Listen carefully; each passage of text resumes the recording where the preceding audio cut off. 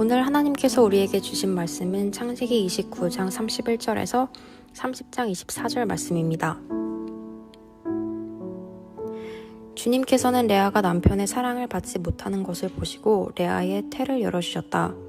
라헬은 임신을 하지 못하였으나 레아는 마침내 임신을 하여 아들을 낳았다. 그는 속으로 주님께서 나의 고통을 살피시고 나에게 아들을 주셨구나. 이제는 남편도 나를 사랑하겠지 하면서 아기 이름을 르우벤이라고 하였다. 그가 또 임신을 하여 아들을 낳았다. 그는 속으로 주님께서 내가 남편의 사랑을 받지 못하여 하소연하는 소리를 들으시고 이렇게 또 아들을 주셨구나 하면서 아이 이름을 시므온이라고 하였다.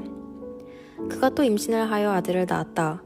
그는 속으로 내가 아들을 셋이나 낳았으니 이제는 남편도 별 수 없이 나에게 단단히 매이겠지 하면서 아이 이름을 레위라고 하였다. 그가 또 임신을 하여 아들을 낳았다. 그는 속으로 이제야말로 내가 주님을 찬양하겠다 하면서 아이 이름을 유다라고 하였다. 레아의 출산이 그쳤다. 라헬은 자기와 야곱 사이에 아이가 없으므로 언니를 시세우며 야곱에게 말하였다. 나도 아이 좀 낳게 해주셔요. 그렇지 않으면 죽어버리겠어요. 야곱이 라헬에게 화를 내면서 말하였다. 내가 하나님이라도 된단 말이요? 당신이 임신할 수 없게 하신 분이 하나님이신데 나더러 어떻게 하라는 말이요? 라헬이 말하였다. 나에게 몸종 비라가 있어요. 비라와 동침하셔요. 그가 아이를 낳아서 나에게 안겨주면 비라의 몸을 빌려서 나도 당신의 집안을 이어나가겠어요. 라헬이 자기의 몸종 비라를 남편에게 주어서 아내로 삼게 하니 야곱이 비라와 동침하였다. 마침내 비라가 임신을 하여 야곱과 비라 사이에 아들이 태어났다. 라헬은 하나님이 나의 호소를 들으시고 나의 억울함을 풀어주시려고 나에게 아들을 주셨구나 하면서 그 아이 이름을 단이라고 하였다. 라헬의 몸종인 비라가 또 임신을 하여 야곱과의 사이에서 두 번째로 아들을 낳았다. 라헬은 내가 언니와 크게 겨루어서 마침내 이겼다 하면서 그 아이 이름을 납달리라고 하였다.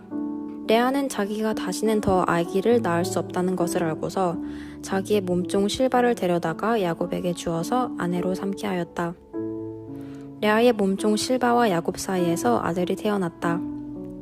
레아는 내가 복을 받았구나 하면서 그 아이 이름을 가시라고 하였다. 레아의 몸종 실바와 야곱 사이에서 두 번째로 아들이 태어났다. 레아는 행복하구나 여인들이 나를 행복하다고 말하리라 하면서 그 아이 이름을 아셀이라고 하였다. 보리를 거두어 드릴 때에 르우벤이 들에 나갔다가 자기 나무를 발견하여 어머니 레아에게 가져다 주니 라헬이 레아에게 말하였다. 언니, 아들이 가져온 자기 나무를 조금만 나눠줘요. 레아가 라헬에게 말하였다. 내 남편을 차지한 것만으로는 부족하냐? 그래서 내 아들이 가져온 자기 나무까지 가져가려는 것이냐? 라헬이 말하였다. 좋아요. 그럼 언니 아들이 가져온 자기 나무를 나에게 주어요. 그 대신에 오늘 밤에는 그이가 언니하고 함께 자도록 하지요. 그날 저녁에 야곱이 들에서 돌아올 때에 레아가 그를 맞으러 나가서 말하였다. 당신은 오늘 밤에는 나의 방으로 드셔야 해요. 나의 아들이 가져온 자기 나무를 라헬에게 주고 그 대신에 당신이 나의 방으로 드시게 하기로 했어요. 그날 밤에 야곱은 레아와 함께 잤다. 하나님이 레아의 호소를 들어주셔서 레아가 임신을 하였고 야곱과의 사이에서 다섯 번째 아들을 낳았다. 레아는 내가 나의 몸종을 나의 남편에게 준 값을 하나님이 갚아주셨구나 하면서 그 아이 이름을 이사갈이라고 하였다. 레아가 다시 임신을 하여서 야곱과의 사이에 여섯 번째 아들이 태어났다. 레아는 하나님이 나에게 이렇게 좋은 선물을 주셨구나. 내가 아들을 6이나 낳았으니 이제부터는 나의 남편이 나에게 잘해주겠지 하면서 그 아이 이름을 스불론이라고 하였다. 얼마 뒤에 레아가 딸을 낳고 그 아이 이름을 디나라고 하였다. 하나님은 라헬도 기억하셨다. 하나님이 라헬의 호소를 들으시고 그의 태를 열어주셨다. 그가 임신을 하여서 아들을 낳으니 하나님이 나의 부끄러움을 벗겨주셨구나 하고 생각하였다. 라헬은 그 아이의 이름을 지을 때에 주님께서 나에게 또 다른 아들 하나를 더 주시면 좋겠다 하는 뜻으로 그 아이 이름을 요셉이라고 하였다. 이 말씀을 살아계신 하나님의 말씀으로 믿습니다. 아멘. 아멘.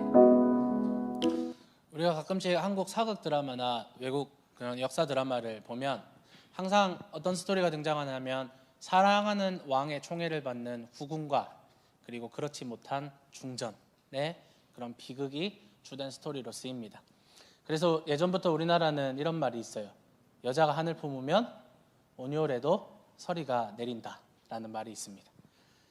우리가 4주 후에 뵙겠습니다 라는 그런 명언을 남긴 사랑과 전쟁이라는 프로그램이나 혹은 얼굴에 점을 찍고 나타나서 다른 사람인 척하며 바람난 남편과 자기 친구에게 복수를 하는 아내의 유혹과 같은 그런 막장 드라마들은 여자의 한이 너무나도 잘 드러난 그런 드라마라고 생각합니다. 오늘 벼랑 끝에선 여인이 한 명이 아니라 두 명이 등장합니다.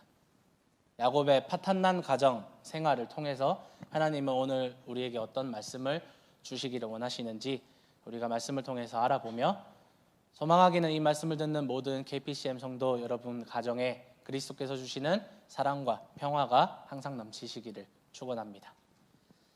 오늘도 이 여인들 레아와 라헬도 벼랑 끝에 서 있습니다. 오늘 말씀 31절 말씀 한번 볼게요. 주님께서는 레아가 남편의 사랑을 받지 못하는 것을 보시고 레아의 태를 열어주셨다. 아멘. 레아는요, 이 야곱의 삼촌인 라반이 주도한 사기 결혼의 가장 중심에 서 있는 사람이었습니다. 야곱이 사랑하는 사람은 처음부터 일편단심으로 라헬 뿐이었고 따라서 레아는 남편의 사랑을 받지 못하는 그런 불쌍한 여자였습니다. 결혼을 했는데 남편의 사랑을 받지 못한다라는 것이 얼마나 여자로서 불행한 인생일까요? 이런 말이 있어요. 여자는 관심과 사랑을 받아야 건강하고 남자는 인정과 존중을 받아야 건강한 부부 생활이 가능하다라고 제가 글을 읽었습니다. 저는 경험해 보지는 않았지만요. 네. 그런데 레아는요, 남편에게 관심도 못 받고 사랑도 못 받는 그런 여자였습니다. 그런 레아에게 오늘 말씀은요, 하나님이 태의 복을 허락해 주셨다라고 말하면서 아이를 많이 낳을 수 있게 하나님이 허락해 주셨습니다. 그래서 레아는 첫 아들 루벤으로 시작해서 시므온, 레위, 유다까지 내리 4명의 아들을 연속해서 낳게 됩니다. 하지만 사랑을 받지 못하고 아이만 낳는 신세 또한 레아의 입장에서 생각해보면 그렇게 썩 유쾌하진 않았을 것 같습니다. 아이들은 부모의 어머니의 희망이 되면서도 동시에 그 사랑이 왜곡되었을 때는 남편을 협박하고 남편의 목을 움켜쥘 좋은 협박의 무기로 변질될 가능성이 높습니다. 아이를 이용해서 남편을 혹은 남편은 아내를 협박할 그런 가능성이 있습니다. 그래서 그렇지 않겠습니까? 레아의 입장에서 남편 야곱은 우리 현대식으로 해석을 한다면 아이들을 싸질러 놓고 다른 여자랑 데이트를 하고 있는 그런 이상한 남편밖에 되지 않는 겁니다. 그렇다면 반면 우리가 라헬을 생각했을 때 라헬은 행복했을까요? 레아의 질투를 받고 있는 라헬은 오늘 말씀 1절에 이렇게 이야기합니다. 라헬은 자기와 야곱 사이에 아이가 없으므로 언니를 시세우며 야곱에게 말하였다. 나도 아이 좀 낳게 해주셔요. 그렇지 않으면 죽어버리겠어요. 남편 야곱이 라헬에게는 아주 극진하게 대합니다. 사랑으로 대하고 완전 상전 모시듯이 그렇게 대했을 것입니다. 반면 언니 레아는 뒷전이에요. 비록 언니보다 늦게 결혼하게 되었지만 그 당시에 라헬은 아무 걱정이 없었을 거예요. 왜냐하면 야곱은 일편단심이었기 때문에 내 남편은 나를 더 사랑할 것이라는 확신이 라헬 가운데 있었을 것입니다. 그렇게 달콤한 신혼을 즐기던 어느 날 언니 레아가 임신을 했다는 소식이 들리고 그리고 아이를 계속해서 쑥쑥쑥 낳기 시작합니다. 언니가 둘째 아들을 낳아요. 아직 괜찮아요. 그럴 수 있다고 생각해요. 언니가 먼저 결혼했으니까. 그런데 셋째도 낳아요. 그리고 넷째도 낳았습니다. 그리고 그 아이들이 아주 건강한 사내 아이들입니다. 남편이 아무리 나를 극진하게 모시고 사랑한다고 하더라도 고대 사회에서 아내와 엄마로서의 역할은 가장 중요한 역할은 자손을 번성하게 하는 그런 역할이 고대 사회에서는 아주 중요한 역할이었습니다. 한번 우리가 상식적으로 생각해 보았을 때 레아가 셋째 정도 낳았을 때부터 라헬의 마음이 점점 바짝 타들어갔을 것 같습니다. 남편이 더 사랑하는 건 분명히 난데 왜 언니가 아이를 더 많이 낳을까 이해할 수 없었을 것입니다. 그때부터 라헬은 야곱을 닥달하기 시작합니다. 생명을 걸고 협박합니다. 얼마나 들들 볶았으면 야곱이 사랑하는 이 라헬 아내에게 이렇게 이야기합니다. 2절 말씀입니다. 야곱이 라헬에게 화를 내면서 말하였다. 내가 하나님이라도 된단 말이요. 당신이 임신할 수 없게 하신 분이 하나님이신데 나더러 어떻게 하라는 말이요. 레아는 아이를 쑥쑥 낳는 걸 보면 야곱에게는 아무런 문제가 없었던 것 같습니다. 그래서 객관적으로 문제는 라헬에게 있음이 드러나게 됩니다. 그러면 아이를 못 낳는 이유가 라헬 자신이에요. 그러니까 이 야곱은요, 자기에게 문제가 없다라는 걸 알고 그리고 라헬에게 문제가 있다라는 것을 압니다. 항상 남자들은 팩트를 알아요. 그래서 야곱은 라헬에게 화를 내면서 아이를 못 낳는 건 내 잘못이 아니라 차마 네 잘못이다라고 말은 못하고 하나님이 당신에게 태를 열어주지 않았기 때문이다 라고 돌려서 완곡하게 하나님 탓으로 돌리면서 그 위기를 모면을 합니다. 그래서 이 문제에 있어서는 이 문제만큼은 나는 잘못이 없다라고 손을 털어버립니다. 여러분, 남편들이 이렇게 못났죠? 그렇죠? 사실 아내들은 답을 알고 있습니다. 라헬 자기에게 문제가 있다는 거 라헬도 알고 있었을 거예요. 흔히들 이렇게 말합니다. 아내들은 정답이나 팩트를 원하는 게 아니라 공감과 위로를 원한다. 네, 남편분들 화이팅입니다. 네. 힘드네요. 결혼도 안 한 사람이 이런 설교를 하니까. 네. 여하튼 레아는요, 사랑을 받지 못했어요. 그런데 아이가 많았어요. 그런데 라헬은 사랑을 많이 받았지만 아이는 없는 상황이었습니다. 레아는 여자로서 벼랑 끝에 서 있었어요. 그렇다면 라헬은요, 아내로서, 엄마로서 벼랑 끝에 서 있다고 할 수 있을 것 같아요. 이 둘은요, 서로 자기에게 없는 것, 그런데 상대방이 가지고 있는 것을 보고 질투하고 이제 전쟁 같은 스토리가 시작되고 있습니다. 이 벼랑 끝에서 이 사람들이 어떻게 행동하느냐? 믿음의 행동을 하느냐? 그렇지 않습니다. 옳지 못한 행동을 하고 있습니다. 레아의 아들들의 이름을 보면요, 레아의 심정이 그대로 드러납니다. 오늘 말씀 32절부터 이렇게 보시면요, 아들 이름이 나오는데 셋째 아들인 레위를 낳을 때까지도 레아는요, 남편에 대한 사랑에 아주 목말라 있음을, 집착 정도로 목말라 있음이 보입니다. 그 감정이 오롯이 아들들의 이름에 그대로 드러납니다. 첫째 아들인 르우벤은요, 32절을 보시면 남편에게 사랑받지 못하는 자신의 고통을 주님께서 살피셨다라는 이름의 뜻이 담겨 있어요. 이제는 남편도 나를 사랑할 거야. 아들 이름이 그런 뜻이에요. 무섭지 않나요? 둘째 아들인 시몬은요, 남편에게 사랑받지 못하여 기도하는 소리를 들으셨다라는 뜻이에요. 셋째 아들인 레위는 아들을 이제 내가 셋이나 낳았으니까 이제는 남편도 별 수 없이 나와 연합할 것이다 라는 뜻이 담겨 있습니다. 하나같이 자신이 남편에게 사랑받지 못하고 있는 상황의 컴플렉스가 아이들의 이름을 통해서 그대로 드러나는 겁니다. 특별히 셋째 아들 레위의 이름을 보아서는요, 이 레아가 지금 자녀들을 어떻게 생각하고 있냐면 레아 자신과 야곱을 연결짓고 연합하게 만드는 그냥 수단에 불과한 도구에 지나지 않는 것 같습니다. 그래서 이 레위의 이름을 이제 별 수 없겠지, 내 남편도 내가 아이를 셋이나 낳았는데 그가 나와 연합하겠지, 그렇게 좋은 뜻이 아니라는 겁니다. 이건 너무나도 슬픈 일이에요. 제가 88년생이거든요 여러분. 제가 IMF 때 초등학교 3학년 4학년이었어요 IMF 이전에는 제 친구들 중에 부모님이 이혼한 친구들이 정말 없었어요. 그래서 학교에서 이혼한 친구들은 티가 났어요. 그래서 전교에 한두 명 있을까 말까 했습니다. 그런데 IMF 이후에 97년, 98년 제가 초등학교 3, 4학년 때 반에서 대여섯 명 정도가 부모님이 이혼하는 그러한 그 IMF로 인해서 그 이혼한 자녀 세대로서의 직격탄을 맞은 세대 중에 한 세대가 저희 세대인 것 같아요. 그래서 저희 가정을 포함해서요, 저희 가정 이혼하지 않았어요 여러분. 근데 조금 힘들었어요.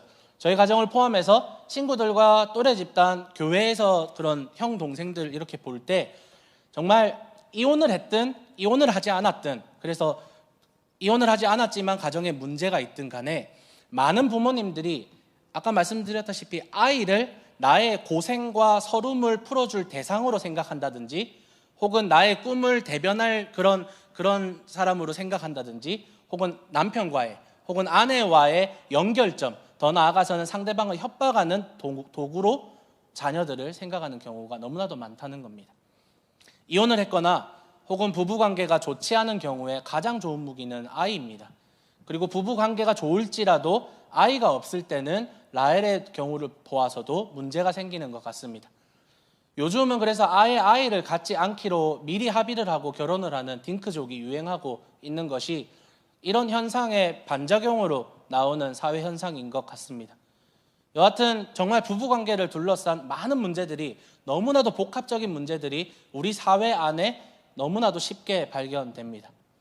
그리고 이 부부관계의 긴장들과 문제들은요, 부부끼리만 그렇게 싸우고 끝나는 것이 아니라 아이에게 그대로 대물림됩니다. 부부관계가 좋지 않을 때, 혹은 이혼의 위기에 있을 때, 맨날 치고받고 싸울 때 자녀들은 굉장히 위축되어 있습니다. 그리고 부모의 눈치를 살피고 폐를 끼치지 않기 위해서 아이들이 일찍 철이 듭니다. 설거지를 한다든지 방청소를 한다든지, 아이들이 그 나이의 행동에 맞지 않는 부모의 눈치를 살피는 그러한 행동들을 한다는 겁니다. 오늘 루벤의 행동이 바로 그런 행동으로 저는 보여집니다. 오늘 말씀 14절 말씀입니다. 보리를 거두어 드릴 때에 루벤이 들에 나갔다가 자기 나무를 발견하여 어머니 레아에게 가져다 주니 라헬이 레아에게 말하였다. 언니 아들이 가져온 자기 나무를 조금만 나눠줘요. 루벤이 구해온 자기 나무, 예전 나무에 우리가 익숙한 번역은요, 합판채라는 그러한 식물입니다. 이 합판채라는 식물의 뿌리는요, 아까 칠드런스 토크에 잘 그려놨는데 사람 둘이 껴안고 있는 모양새로 그렇게 뿌리가 자라납니다. 그래서 보통은요, 지중해랑 그리고 그리스에서 자라는 식물이기 때문에 지금 현재 야곱이 현재 머무르고 있는 곳은 지금 하란 땅이에요. 하란 땅은 지금 현재 지역으로는 시리아 정도 됩니다. 그래서 이 시리아 혹은 이 당시에 메소포타미아 지역이기 때문에 성경학자들 중 일부는 루벤이 구해온 이 식물이 진짜 합판채가 아니라 합판채처럼 생긴 다른 식물일 것이다 라고 추정하기도 합니다. 이 합판채는 어떤 기능이 있냐면 성욕을 증진시키고요, 그리고 남자가 먹었을 때는 정력제로 사용되고 여자가 먹었을 때는 최음제나 임신 촉진제로 사용이 된다고 합니다. 큰아들인 르우벤이 이런 효능이 있는 합판채를 혹은 합판채처럼 생긴 다른 식물을 어머니에게 가져다 준 것이 일반적인가요, 여러분? 어떤 아들이 정력제나 체험제를 어머니에게 선물로 주나요? 이거 일반적이지 않는 행동입니다. 르우벤의 이런 행동은요, 어디서 왔냐면 레아의 컴플렉스가 아들 르우벤에게까지 영향을 끼쳤다고 밖에 생각할 수밖에 없습니다. 아이들은 모르는 것 같아도 부모들의 문제에 아주 민감하게 반응해요. 부모님이 싸운 날이면 아이들은 눈치를 살핍니다. 내가 부모님에게 피해를 주지 않기 위해서 조용히 방에 머문다든지, 그렇게 설거지를 하고 방청소를 한다든지, 혹은 아버지 혹은 어머니가 부부관계의 어려움을 집에서 숨기지 않을 때, 그대로 드러낼 때 아이들은 그것을 보고 자라고 성격에 영향을 미치고 또 행동에 엄청난 영향을 미치게 됩니다. 레아는 분명히 자신이 불행하다고 생각했을 겁니다. 남편에게 버림받았고 나는 아주 불쌍한 여자다라고 생각했을 것입니다. 남편의 사랑을 받지 못하는 것에 대한 어려움과 억울함과 고통을 여과 없이 자녀들의 이름에서 드러내면서 아이들에게 과도한 부담과 그런 멘탈적인 학대를 가했을 것이 분명합니다. 부모는요, 아이의 세상의 전부예요. 부모가 아무리 못나고 심지어 자신을 육체적으로 또 정서적으로 학대한다고 해도 아이는 그 부모에게 기댈 수밖에 없어요. 왜냐하면 부모는 아이의 전부이기 때문입니다. 레아의 이런 행동은요, 아이에게 폭행과 같아요. 아이에게 행하는 학대와 같았을 겁니다. 그런 그의 태도는 르우벤을 비롯해서 자녀들에게 그대로 전해졌을 것이고, 그래서 르우벤은요, 합판채를 어머니에게 가져다 줌으로써 무엇을 기대했냐? 아버지와 어머니와의 관계가 회복되었으면 좋겠다라고 이런 행동을 하는 겁니다. 마치 지금 부부싸움을 하는데 아이가 마약을 가져다 준 것과 마찬가지라는 겁니다. 라헬의 경우에도 마찬가지입니다. 그도 잘못된 행동을 분명히 하고 있습니다. 여기에서 아주 중요한 사실 하나가 발견되는데 오늘 말씀 31절에 보시면 레아의 상황에서 주님께서는 레아가 남편의 사랑을 받지 못하는 것을 보시고 레아의 태를 열어주셨다. 주님께서 보셨어요. 1절 말씀입니다. 라헬은 자기와 야곱 사이에 아이가 없으므로 언니를 시세우며 야곱에게 말하였다. 지금 세 번역에는 이 단어가 빠져 있지만 개역개정 성경이나 영어 성경 그리고 히브리어 원어에는요 첫 단어부터 보다라는 단어가 사용되었어요.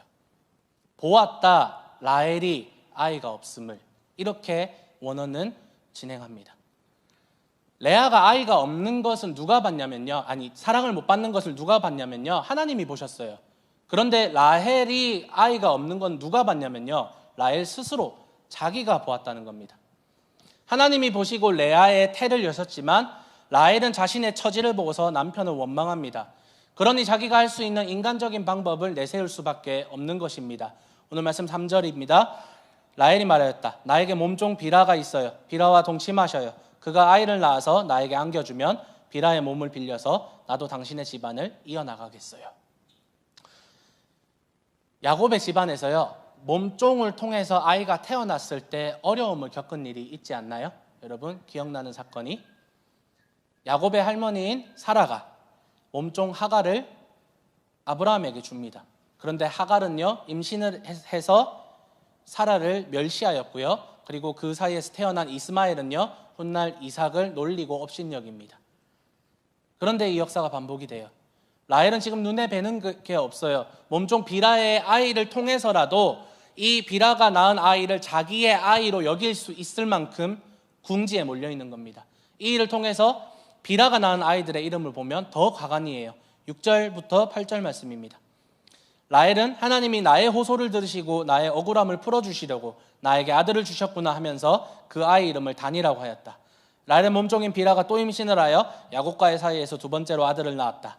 라헬은 내가 언니와 크게 겨루어서 마침내 이겼다 하면서 그 아이 이름을 납달리라고 하였다. 비라의 첫 아들이자 야곱의 다섯 번째 아들인 단은요 하나님이 나의 억울함을 푸셨다라는 뜻을 가졌고, 납달리는 내가 언니와 크게 겨루어서 이겼다라는 뜻을 가지고 있어요. 얼마나 비참해요. 마치 이거에 어디서 얻어맞고 와서 너 맞고 왔어? 아니 계단에서 굴렀어. 이런 거랑 똑같아요. 언니랑 크게 싸워서 이겼나요? 레아에게 이겼나요? 라헬이? 그냥 스코어로만 보면 지금 4대 0이에요. 4대 0. 레아는 아들이 넷, 라헬은 아무도 없어요. 세상적인 눈으로 보면 스코어가 4대 0이에요. 그런데 이 몸종을 통해서 아이 2명을 낳았는데 언니와 크게 이겼다.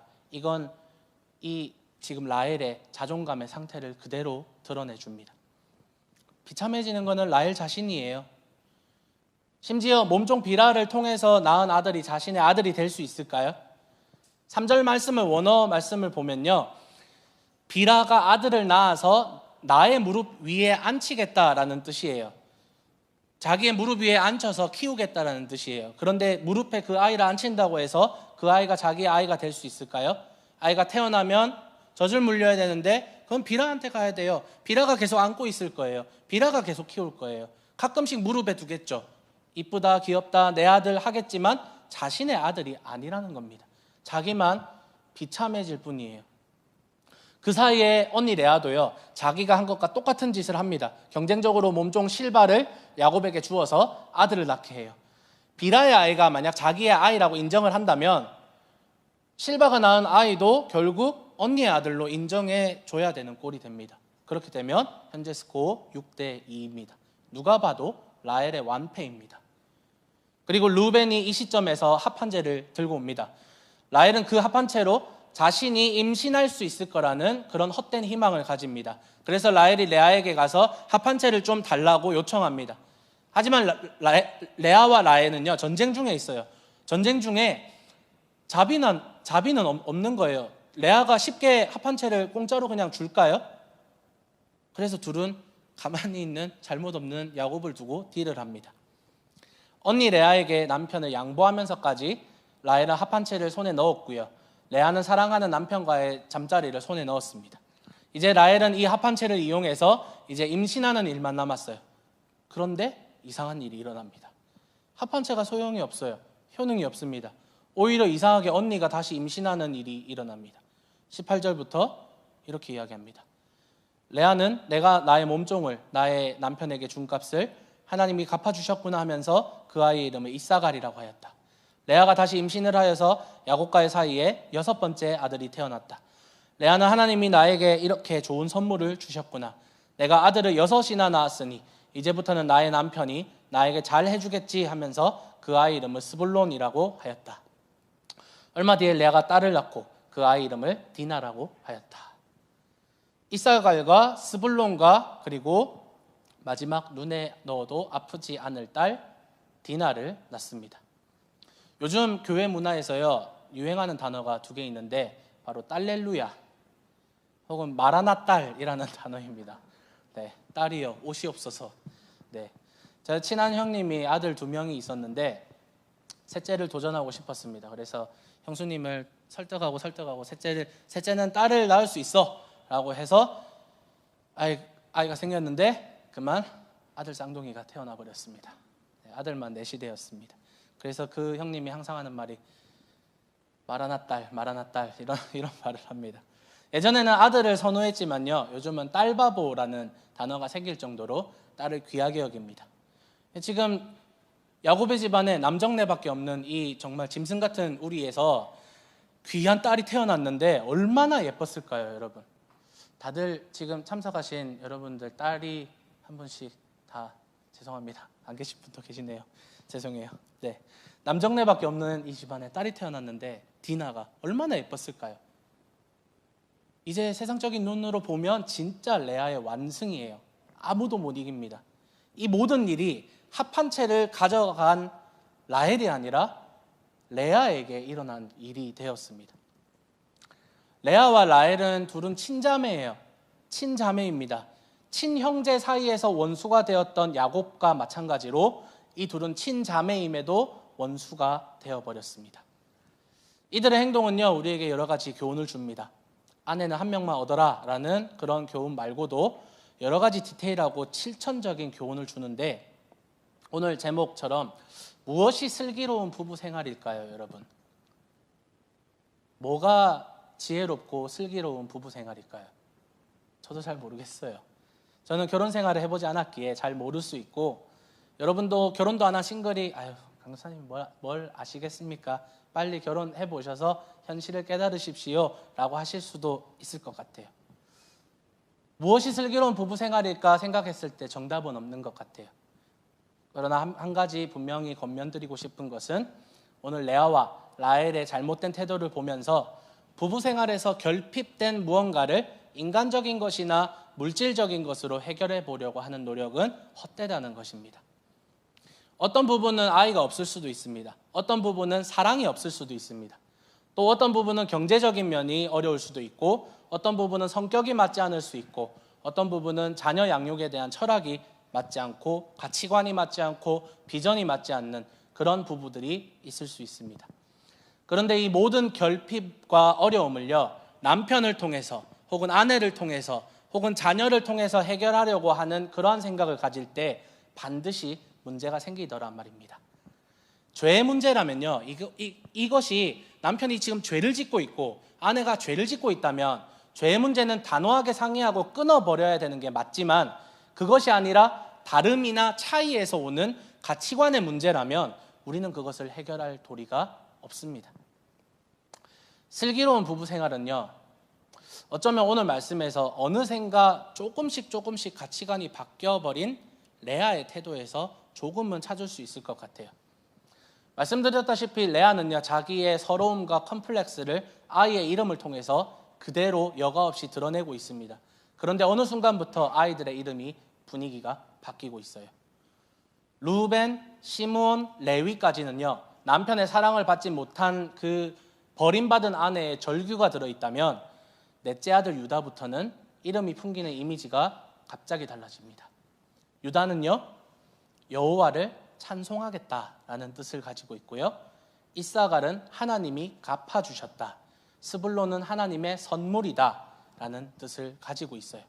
모두가 하나님 권위에 대한, 하나님에 대한 인정이 그대로 드러나고 있어요.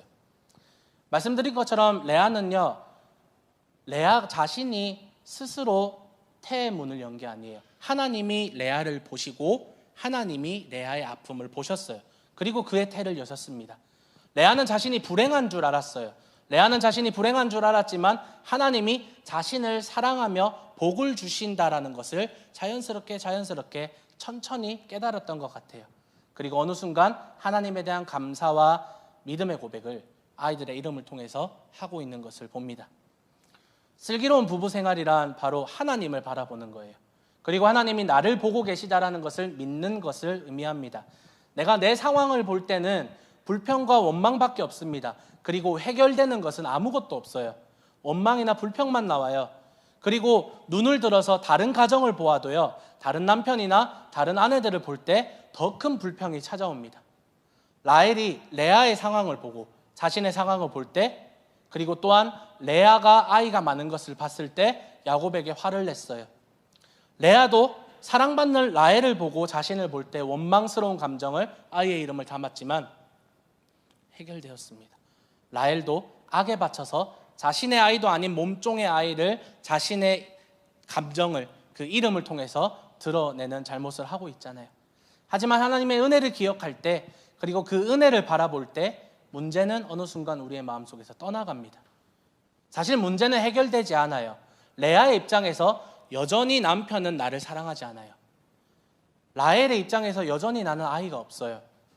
하지만 나의 생각이, 그리고 나의 가치관이 바뀌어요. 하나님 중심, 예수님 중심으로 나의 가치관이 바뀌더란 말입니다.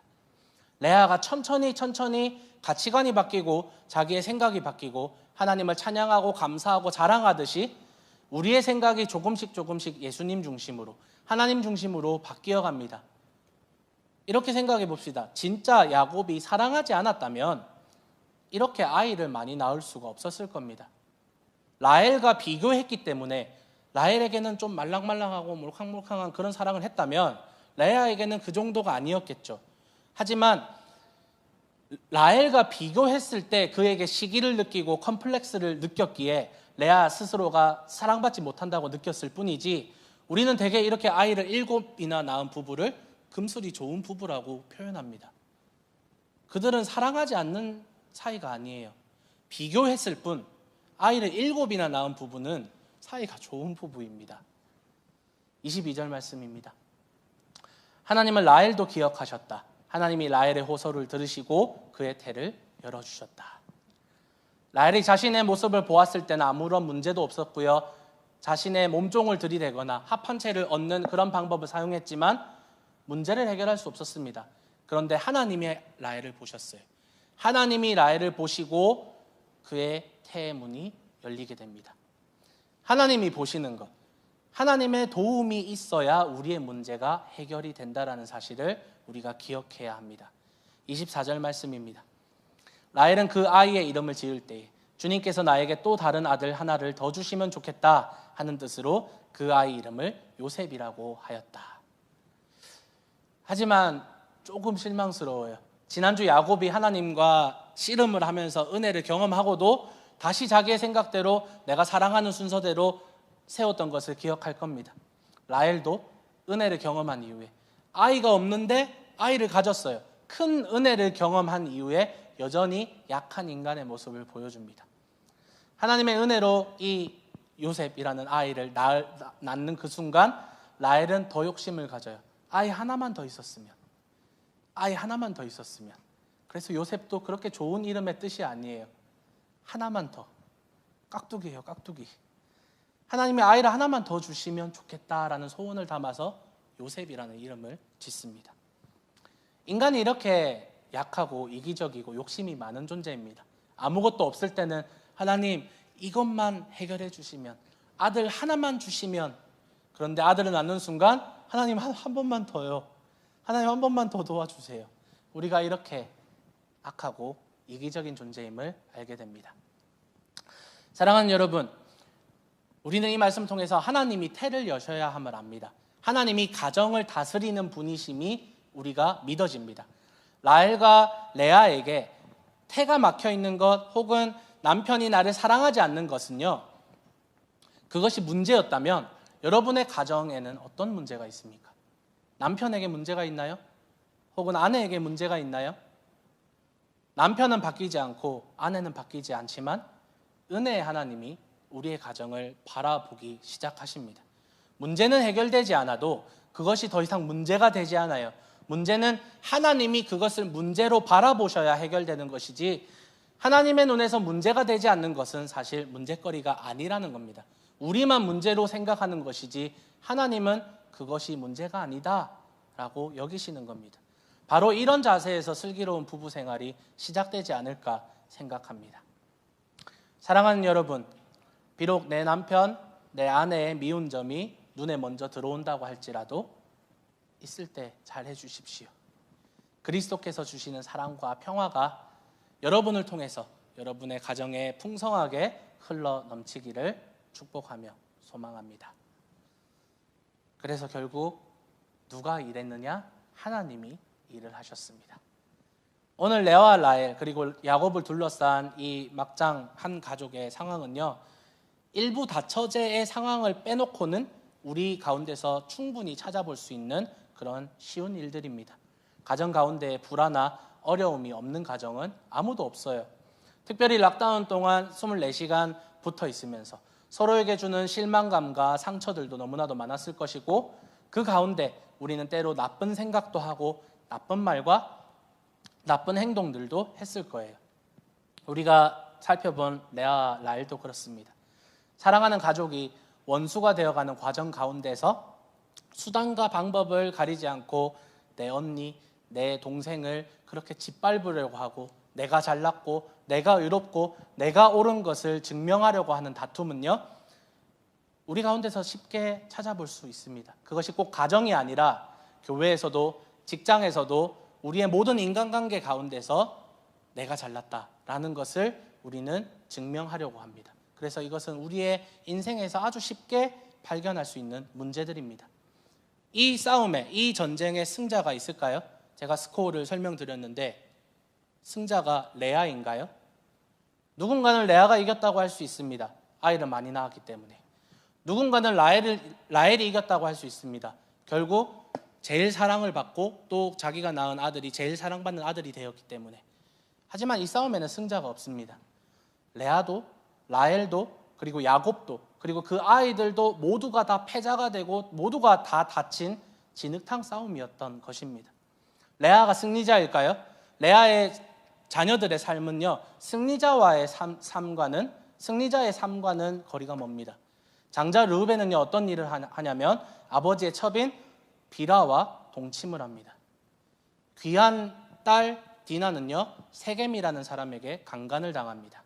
그리고 그 친오빠들인 시므온과 레위는요, 그 화를 참지 못하고 세겜성으로 가서 사람들을 몰살시켜버립니다. 유다는 며느리 다말과 그 사이에서 아들을 낳는 어처구니 없는 짓을 합니다. 이게 레아의 아들들, 레아의 자녀들에게 일어난 일입니다. 레아가 라헬에게 내가 이겼어, 수고해, 내가 이겼어, 이렇게 자랑할 수 있을까요? 그렇다면 반대로 라헬이 언니를 이겼다고 자랑할 수 있을까요? 그녀는 아들을 하나 더 달라는 소원을 담아서 아이 이름을 요셉이라고 지었어요. 그리고 그 소원대로 막내 아들 베냐민을 낳습니다. 베냐민을 낳다가 그는 죽게 됩니다.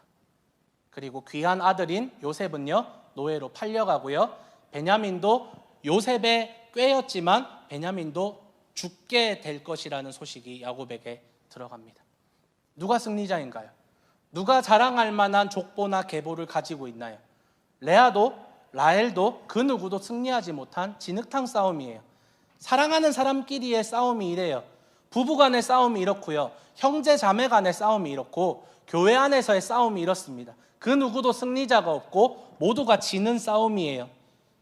이스라엘 민족이 그리고 이스라엘 나라가 이런 시기심과 질투로 인해서 시작되었다는 것은 우리 믿는 사람들에게 큰 딜레마예요. 후손들은 자신의 선조들이 아주 위대한 사람이고 훌륭한 사람이길 원합니다. 그래서 역사를 조금 왜곡하면서까지도 나의 선조들의 좋은 면만을 부각시키고 약한 부분은 역사에서 제외시켜버리기도 합니다. 지금 우리가 보고 있는 이 창세기는요, 출애굽한 이스라엘 민족, 노예 근성에 찌들어 있었던 이 이스라엘 민족에게 우리 민족은 이런 민족이며 하나님은 이런 우리를 약속에 의해서 이집트에서 탈출시켜 광야를 거쳐 지금 약속의 땅 가나안으로 인도하고 계시다라는 그 사실을 알려주기 위해서 모세가 쓴 책이에요. 그 200만이나 넘는 이스라엘 백성들이 노예 근성에 찌들어 있는 그들이 읽고 있었던 책이에요. 아, 우리 조상들이, 우리가 이렇게 시작되었구나, 우리 민족이 이렇게 시작되었구나 라는 책입니다. 그래서 이 책을 읽고 있는 독자들은 자신의 나라가 어떻게 건국되었는지를 배우고 있는 역사책이에요. 그런데 자신의 선조들이 이렇게 시기와 질투심으로 태어난 것을 알게 되었을 때 얼마나 부끄러울까요? 맞아요. 사람은 늘 연약합니다. 그래서 언제나 죄의 모습만 쉽게 찾을 수 있어요. 우리는 훌륭한 사람들과 믿음의 사람들의 역사들을 잘 알고 있지만 의도적으로 그들의 부끄러운 모습들을 외면하려고 하는 습성들이 있습니다. 그들의 좋은 부분만 보고 좋은 부분만 우리가 이야기하지 그들의 어두운 면은 이야기하지 않으려고 합니다. 레아와 라헬은 벼랑 끝에 있었지만 그렇게 썩 좋은 믿음의 행동을 보여주지 못했습니다. 그리고 그 자녀들 또한 요셉을 제외하고는 그렇게 좋은 모습을 보여주지 못했습니다. 하나님은 이들의 악한 모습을 통해 무엇을 알려주고 싶으셨을까요? 바로 사람의 길은 악하지만 하나님의 길만이 완전하고 선하다는 사실을 일깨워주고 싶으셨던 것 같습니다. 바울 시대에 이런 일이 있었습니다. 빌립보 교회 사람들이 바울이 복음 전하다가 잡혀서 감옥에 갇혔다는 소식을 듣습니다. 그러자 그 교회에는 바울에게 좀 컴플렉스를 가진 사람들이 있었습니다. 바울에게 경쟁 심리를 가지고 혹은 열등감을 가지고 있었던 사람들이 있었어요. 그 사람들은요, 바울에 대한 시기심으로 복음을 전합니다. 바울 잡혔네? 이제 우리가 따라잡을 수 있겠어. 우리가 더 유명해질 수 있겠어. 라고 하면서 그들이 잘하고 있다라는 소식을, 복음 전하는데 효과가 너무나도 많고 열매가 많다라는 소식이 감옥에 있는 바울에게 전해진다면 바울이 괴로워하겠지라는 불순한 동기로 복음을 전하는 사람들이 있었습니다. 그런데 그 중에서는 또 어떤 사람들은 아주 순수하고 좋은 마음으로 복음 전하는 사람이 있었습니다. 그런데 바울의 반응이 아주 놀랍습니다. 빌립보서 1장 15절과 18절 말씀입니다. 어떤 사람들은 시기하고 다투면서 그리스도를 전하고 어떤 사람들은 좋은 뜻으로 전합니다. 그렇지만 어떻습니까? 거짓된 마음으로 하든지 참된 마음으로 하든지 어떤 식으로 하든지 결국 그리스도가 전해지는 것입니다. 나는 그것을 기뻐합니다. 앞으로도 또한 기뻐할 것입니다. 마치 레아와 라헬이요, 시기와 질투로 인해서 선하지 않은 마음으로 아이를 낳기 시작했어요. 그리고 그 아이들이 12지파의 조상이 되었습니다. 그 과정도 그 결과도 모두 부끄러움만이 남고 아주 더럽고 추악한 인간의 내면만 보여주었습니다. 하지만 하나님은 그 과정 가운데에 하나님의 위대한 복음과 위대한 구원의 계획을 가지고 계셨어요. 아주 악하고 죄인인 사람들의 족보가 펼쳐집니다. 야곱은 믿음이 있고 구원받은 자인 것 같지만 그렇게 선하지 못하고 성숙하지 못한 인간이었습니다. 레아와 라헬은 집안을 어지럽게 만들었습니다. 그 악한 영향력이 자녀들에게 미쳤습니다. 형제들은 요셉을 팔아치웁니다. 아들이 아버지의 첩을 욕보입니다. 이런 죄악이 가득한 자들이 이스라엘 민족의 조상이라고 선조라고 하는 사실은요, 너무나도 부끄러워요. 하지만 하나님이신 예수님이 이 악한 죄인인 인간의 계보에 들어오셔서 이 악한 자들을 구원하셨습니다. 하나님은 이들이 악하다, 미련하다고 내버려 두지 않으시고 적극적으로 이 죄인들의 족보 안으로 들어오셨어요. 부끄럽지만 야곱의 후손으로, 더 부끄럽지만 유다의 후손으로, 다윗의 후손으로 이 땅에 찾아오셨습니다. 레아와 라헬은요, 시기심과 다툼으로 아이를 낳았습니다. 바울 시대 사람들은 거짓과 허영으로 잘못된 목적으로 예수님을 전했습니다. 하지만 하나님은 로마서 8장 28절에서 이야기하듯이 이 모든 것을 합력하여 선을 이루시는 분이심을 우리가 확신합니다. 아멘 하십니까? 인간은 악해요. 우리는 악합니다. 도저히 소망 없는 자들이지만 하나님은 이런 소망 없는 우리를, 이런 인간들을 구원하시고 은혜를 베풀어 주십니다. 이것이 바로 복음이라는 겁니다. 오늘 벼랑 끝에 선 두 여인은요, 결국 가정을 어렵게 만들고 자녀들에게 좋지 않은 영향력을 너무나도 많이 주었습니다. 물론 앞서 말씀드린 것처럼 레아의 믿음의 고백이 천천히 나오기는 했지만 그 이후 아이들의 행보와 요셉을 둘러싼 형들의 집단 따돌림, 그리고 그를 노예로 팔아치우는 이러한 행동들을 미루어 보아서는 레아는 적극적으로 가정의 평화에 앞장서지 않았습니다. 우리의 가정을 뒤돌아봅시다. 레아에게, 라헬에게 서로 손가락질하던 것을 멈추고 나를 바라봅시다. 나의 결핍과 필요를 바라보는 것이 아니라 나의 부끄러운 죄를 바라봅시다. 그리고 나를 바라보시는 하나님을 바라봅시다. 하나님의 은혜는요, 그 시선을 믿는 자들에게 임합니다. 오직 예수 그리스도를 믿고 그 믿음으로 살리라고 다짐하는, 예수님을 믿는 믿음으로 살겠습니다라고 다짐하는 인생들에게 하나님의 은혜는 반드시 임합니다.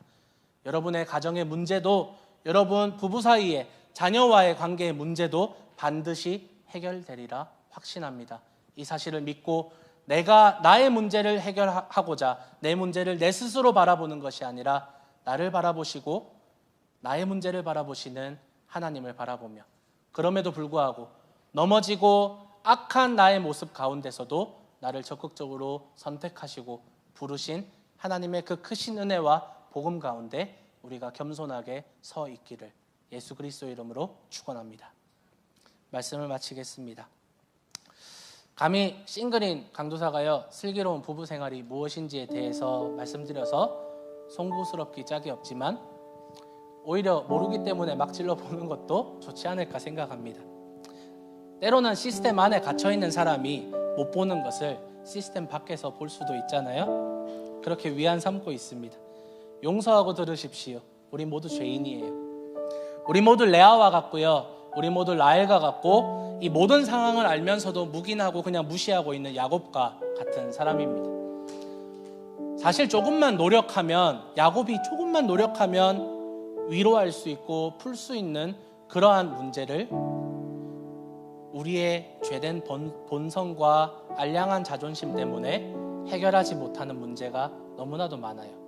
그 작은 노력조차, 그 한마디 말조차, 미안하다는 말조차, 사랑한다는 말조차, 그 작은 노력조차 하지 못하는 우리의 모습, 결국 우리가 아무것도 선을 행하지 못한다라는 무능한 죄인임이 우리의 가정생활에서 많이 드러납니다. 가정에서 우리는 참 약하고 악합니다. 저희 가정도 만나기만 하면 싸워요. 그리고 제가 때로는 그 불화의 불씨가 되기도 합니다. 하지만 이런 우리를 위해 예수님은요, 십자가에 달리시고 이 무능한 야곱의 족보에 우리를 얹으셨어요. 그리스도의 완전함이 우리 인간의 무능함을 덮어버렸기 때문에 이제는 무능한 야곱의 족보가 아니라 완전한 그리스도의 족보에 우리가 이름을 올릴 수 있게 되었습니다. 그러니 우리 이제 슬기로운 가정생활을 좀 해보았으면 좋겠습니다. 남편들은 아내를 그리스도께서 교회를 사랑하시듯이 몸 바쳐 사랑하시고, 아내들은 남편이 머리됨을 인정하고 존중해 주시고, 자녀들은 부모님을 공경하고 부모님은 자녀들을 노엽게 하지 마시고 사랑으로 그리고 복음으로 양육해 주십시오. 그리고 이 모든 일에 내가 아니라 하나님이 함께 하시며 우리 가정을 하나님이 보고 계시다라는 이 사실을 우리가 믿음의 고백을 할 때 우리 가정의 주인이시며 온 세상의 주인이신 예수님께서 여러분의 모든 것을 지키시며 여러분의 가정과 함께 하실 것입니다. 믿음을 가지면 가질수록요, 우리가 할 수 있는 것이 아무것도 없다라는 것이 깨달아집니다. 우리는 그냥 오직 믿음을 가지고 예수 그리스도를 붙들고 가기만 하면 됩니다. 그 믿음의 장이 여러분의 가정이 되기를 소망합니다. 사랑합시다, 여러분. 여러분 혹시 가족들과 같이 있다면 사랑합니다, 사랑해 한번 해주세요. 온라인으로 같이 예배드리고 있는 여러분, 사랑한다고 고백 한번 해주시고요. 우리 함께 사랑합시다. 그리고 가정에서 사랑하듯이 우리 교회에서도 함께 사랑합시다. 사랑하고 그리고 함께 하나님을 바라보기를 축원합니다.